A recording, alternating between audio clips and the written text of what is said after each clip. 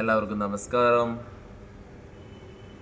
പല സാധകരിലും കണ്ടുവരുന്നൊരു കാര്യമാണ് വേറെ ഗുരുക്കന്മാരിൽ നിന്ന് ദീക്ഷ സ്വീകരിച്ചതിന് ശേഷം മറ്റുള്ള സാധനകൾ ചെയ്യാനും അഭ്യസിക്കാനും വേറെ പല ഗുരുക്കന്മാരരികിലേക്കും പോകുന്നൊരു രീതി. എൻ്റെ അരികിലും പല ആൾക്കാരും പല ഗുരുക്കന്മാരിൽ നിന്ന് ദീക്ഷ എടുത്തിട്ട് വരുന്ന ആൾക്കാരെ എനിക്കറിയാം. അങ്ങനെയുള്ള പലരെയും ഞാൻ ഒഴിവാക്കാറാണ് പതിവായിട്ടുള്ളത്.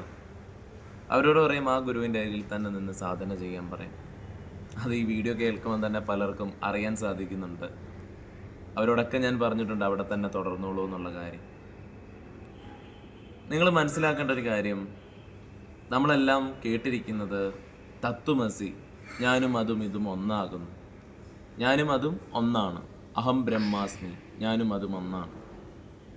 എന്നാൽ അത് എത്രയോ അകലെയാണ്. അത് എത്രയോ ജന്മങ്ങളൊക്കെ താണ്ടിക്കഴിഞ്ഞാണ് അത് സംഭവിക്കുന്നത്. ഈ ജീവൻ വേറൊരു രീതിയിൽ പൊയ്ക്കൊണ്ടിരിക്കുന്നു. ഈ ജീവൻ്റെ ഉയർന്നൊരു സാധ്യതയെ നമ്മളിലേക്ക് തുറന്നു നൽകുന്നത് ഒരു ഗുരുവിൻ്റെ ഊർജമാണ്. ഒരു ഗുരു സമാധി അവസ്ഥയിലെത്തുമ്പോഴാണ് ആ ഗുരുവിന് ദീക്ഷ എന്ന് പറയുന്നൊരു കാര്യം നൽകാൻ പറ്റുന്നത്.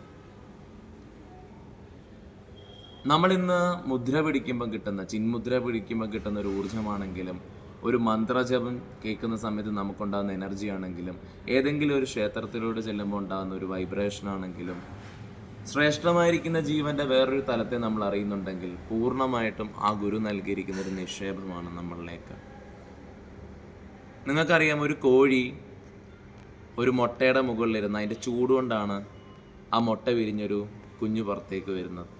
അതേപോലെ തന്നെ ഗുരു നൽകുന്ന ഒരു ഊർജം നിങ്ങളെ പൂർണ്ണമായിട്ടും ഒന്നിലേക്ക് നയിക്കുന്നുണ്ട്. നിങ്ങളറിയുന്ന ഈ സ്പർശനവും എനർജിയും എല്ലാം തന്നെ അത് പൂർണ്ണമായിട്ടും വിരിഞ്ഞ് അതും വലിയൊരു സാധ്യതയായി പറന്നിറങ്ങും.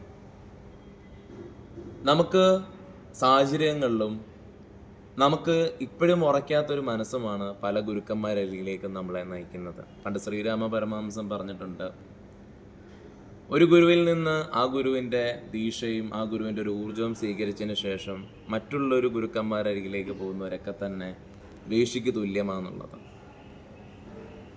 അത് നമ്മൾ മനസ്സിലാക്കേണ്ടത് നമുക്ക് ക്ഷമയില്ലാത്തതിൻ്റെ അടിസ്ഥാനമാണ്. നമുക്ക് കാര്യങ്ങളെ വ്യക്തമാക്കി മനസ്സിലാക്കാൻ പറ്റാത്തതിൻ്റെ അടിസ്ഥാനത്തിൽ കൊണ്ടാണ് നമ്മൾ പല ഗുരുക്കന്മാരുടെ അരികിലേക്കും വീണ്ടും പോകേണ്ടി വരുന്നത്. അങ്ങനല്ല അത് ചെയ്യേണ്ടത്. നിങ്ങളിൽ ആ ഗുരുവിൽ നിന്ന് എന്തെങ്കിലും ഒന്ന് ഉയർന്ന് സംഭവിച്ചിട്ടുണ്ടെങ്കിൽ, നിങ്ങൾക്കറിയാം, ജനിച്ച നാൾ തൊട്ടേ നിങ്ങൾക്ക് ആത്മീയ അനുഭവമൊന്നും ഇല്ലായിരുന്നെങ്കിൽ ആ ഗുരുവിൻ്റെ അരികിൽ ചെന്നതിന് ശേഷം അത് സംഭവിച്ചിട്ടുണ്ടെന്നുണ്ടെങ്കിൽ പൂർണ്ണമായിട്ടും ആ ഗുരുവിൻ്റെ ഒരു ഊർജം നൽകിയതാണ്. നമ്മൾ എത്ര മന്ത്രം ജപിച്ചാലോ എത്ര സാധന ചെയ്താലും നമുക്കത് കിട്ടണമെന്നില്ല. അതിനൊരു ഊർജ നിക്ഷേപം തന്നെ നടക്കണം അവിടെ. അപ്പം നമുക്ക് എപ്പോഴും വേണ്ടത് അത് നമ്മൾ തത്വമസി, അതും ഞാനും ഒന്നാണ്, അഹം ബ്രഹ്മാസ്മി, ഞാൻ എല്ലാത്തിനും ഉപരിയാണ്, ഞാനും ഈശ്വരനും ഒന്നാണ്. ആ അഹംഭാവം നമ്മളിലേക്ക് വരുമ്പം നമ്മൾ കിട്ടിയ ആ നൽകിയ ആളെ നമ്മൾ പല ആൾക്കാരും മറക്കാറുണ്ട്. നമുക്ക് അങ്ങനെ കിട്ടിയത് ആ ഗുരുവിൻ്റെ ആ ശ്രേഷ്ഠമായിരിക്കുന്ന മനസ്സുകൊണ്ടാണ്. അത് തന്നെ അത് ഉയർന്നു വന്നോളും. പക്ഷെ നമ്മൾ ക്ഷമയില്ലാതെ പലയിടത്തേക്ക് ഓടിപ്പോകുമ്പം അത് നമ്മൾ തന്നെ വിരുദ്ധമായിട്ടുള്ളൊരു ക്രമീകരണമാണ് ചെയ്യുന്നത്. നമുക്കിതുവരെ കിട്ടാത്തൊന്ന് കിട്ടിയിട്ടുണ്ടെങ്കിൽ ജനിച്ച നാൾ തൊട്ട് ആ ഗുരുവിനെ കണ്ടുമുട്ടുന്നിടം വരെ വേറൊരു തലത്തിൻ്റെ ജീവനെ അറിഞ്ഞതും അതിനുശേഷം ജീവനെ, ആധ്യാത്മികത എന്താണെന്ന് മനസ്സിലാക്കുന്നുണ്ടെങ്കിൽ അതിൻ്റെ പൂർണ്ണത്വത്തിലേക്കുള്ളൊരു മാർഗം തുറന്നു തന്നു അവിടെ തന്നെ നിന്നുകൊണ്ട് സാധന ചെയ്തുകൊണ്ട് എത്താൻ ശ്രമിക്കുക. നമുക്കറിയാം, നമ്മൾ വേറൊരു സാധ്യതയിലേക്ക് കയറിക്കഴിഞ്ഞു. അവിടെ നമ്മൾ ഓടിപ്പിടച്ച് നമ്മൾ എന്ത് ചെയ്യണം, അങ്ങേ അറ്റത്തേക്ക് എത്തണമെന്നുള്ള ഭാവം മറന്നുകൊണ്ട് നമ്മൾ ആ ചൂടേറ്റുകൊണ്ട് ആ ഗുരുവിൻ്റെ ആ സ്പർശനമാകുന്ന എനർജിയിൽ നിന്നുകൊണ്ട് നമ്മൾ പൂർണ്ണത്വത്തിലേക്ക് നയിക്കും. ആ ഗുരു ഏറ്റെടുത്ത് കഴിയും നിങ്ങളെ. പല ആൾക്കാരെയും ഞാൻ അതുകൊണ്ടാണ് ചില ഉയർന്ന ഗുരുക്കന്മാരെ ദീക്ഷ എടുത്തിട്ട് വരുമ്പോൾ ഞാൻ പറയും, നിങ്ങൾ അവിടെ തന്നെ നിൽക്കൂ, നിങ്ങൾക്ക് അതാണ് ശാശ്വതം. അതങ്ങനെയാണ് അതിൻ്റെ രീതി. എന്നെ സംബന്ധിച്ച് നോക്കുമ്പോൾ ഇതൊന്നും കച്ചവടമല്ല. വേറൊരു ഗുരുക്കന്മാരെ കുറിച്ചുള്ള കുറ്റം പറയത്തുമില്ല ഞാൻ. അവർ ശ്രേഷ്ഠരാണെങ്കിൽ ശ്രേഷ്ഠരാരെന്ന് തന്നെ അംഗീകരിച്ചു കൊടുക്കും. ബ്രാഹ്മിയിൽ സത്യത്തെ മാത്രമാണ് എപ്പോഴും പറയുന്നത്, യാഥാർത്ഥ്യതയാണ്. അത് നിങ്ങൾക്ക് മനസ്സിലാവാത്തത് എൻ്റെ കുറ്റമല്ല. ഇതിൻ്റെ വശത ഇങ്ങനെയാണ്. എപ്പോഴും ഒരു ഗുരുവിൻ്റെ ഊർജത്തിലാണ് നിങ്ങൾ പൂർണ്ണരായിരിക്കൊണ്ടിരിക്കുന്നത്. ആ ഗുരുവിൻ്റെ തന്നെ ജീവനാണ് നിങ്ങളിലിരിക്കുന്നത്. ആ പ്രാണനാണ്. അതാണ് ശ്രേഷ്ഠമായിരിക്കുന്ന ഒന്നിനെ മനസ്സിലാക്കാൻ പറ്റുന്നത്. ഞാൻ പലപ്പോഴും കണ്ടിട്ടുണ്ട്, ബ്രാഹ്മി 21 ഡേയ്സ് കഴിഞ്ഞിറങ്ങുന്ന പലരിലും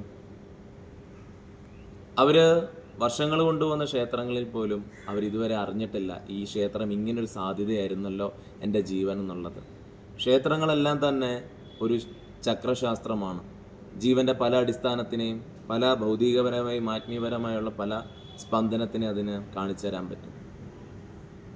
അപ്പം ചക്രശാസ്ത്രങ്ങളാൽ നിർമ്മിക്കപ്പെട്ടിരിക്കുന്ന ക്ഷേത്രങ്ങളിൽ ജീവൻ ഇങ്ങനൊരു സാധ്യതയുള്ളതാണെന്ന് അറിയുന്നത് പോലും ബ്രാഹ്മി 21 ഡേയ്സ് കഴിഞ്ഞൊക്കെ ഇറങ്ങുമ്പോഴാണ്. ഒരു മന്ത്രം കേട്ടാൽ, ഒരു മുദ്ര കേട്ടാൽ, പിടിച്ചാലും ഒക്കെ തന്നെ അവർക്കുണ്ടാകുന്ന അനുഭവം അതൊരു ശ്രേഷ്ഠമായ ഒന്ന് നൽകുന്നത് കൊണ്ടാണ്. ബ്രാഹ്മി 21 ഡേയ്സിലൊക്കെ നടക്കുന്ന മാജിക്കും ഇതാണ്. അത് കഴിഞ്ഞ് പുറത്തോട്ട് ഇറങ്ങുമ്പം അവർക്ക് കിട്ടുന്നതും ഒരു ഇൻവെസ്റ്റ്മെൻ്റാണ്. ഒരു എനർജി അവരിലേക്ക് സദാസമയം പ്രവർത്തിക്കുകയാണ്.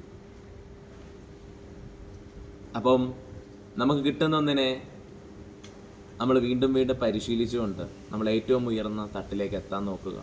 അവിടെ ക്ഷമയോടും അച്ചടക്കത്തോടും സഹജശക്തിയോടും മുന്നോട്ട് പോകാനായിട്ടുള്ള ക്രമീകരണമാണ് ഓരോ സാധകരും കാണിക്കേണ്ടത്. എല്ലാവർക്കും നമസ്കാരം.